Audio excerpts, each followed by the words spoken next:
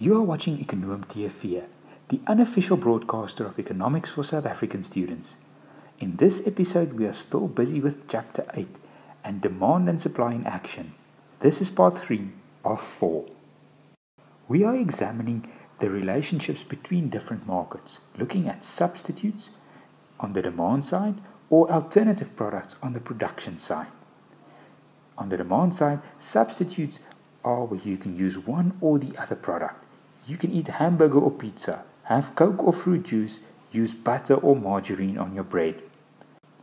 On the supply side, alternatives refer to alternatives in the production process, where the farmer can plant either onions or green peppers, maize or wheat, oranges or avocados.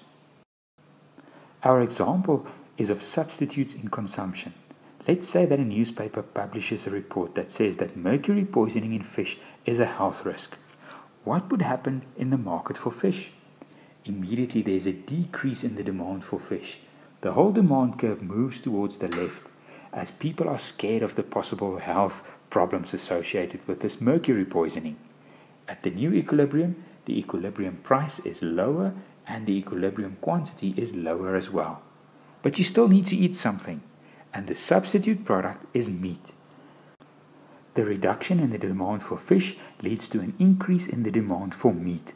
More meat is demanded at every price and the whole demand curve moves towards the right. At the new equilibrium, the equilibrium price is higher and the equilibrium quantity is greater. In both of these cases, the supply remains unchanged. Other interactions to consider is of complements on the demand side and of joint products on the supply side. Complements are products that are used together, like pizza and beer, chips and tomato sauce, coffee and rusks. Joint products are produced together, like butter and cream, orange juice and marmalade, and wood chips.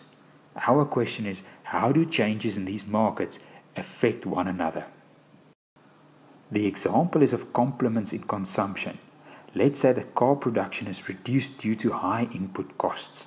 The result is that the supply of cars moves to the left.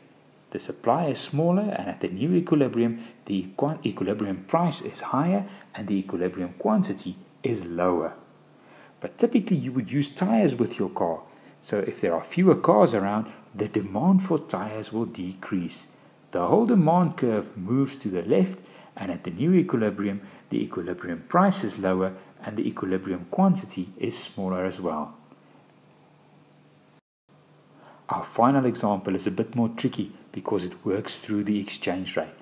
Let's say that you have a hake and it's possible to export the fish or to sell it domestically. Now, there's a depreciation in the value of the currency. That means that exporters would get more rands for every dollar that they earn abroad. What would happen to domestic demand and domestic supply and the equilibrium price and quantity? In this case, the domestic supply is going to contract and the whole supply curve moves to the left. Fishermen would rather export their catch than to sell it in the local market. That's why the supply curve moves to the left.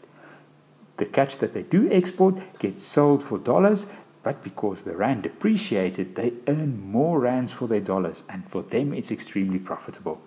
At the new equilibrium, the equilibrium price has increased significantly and the equilibrium quantity has decreased.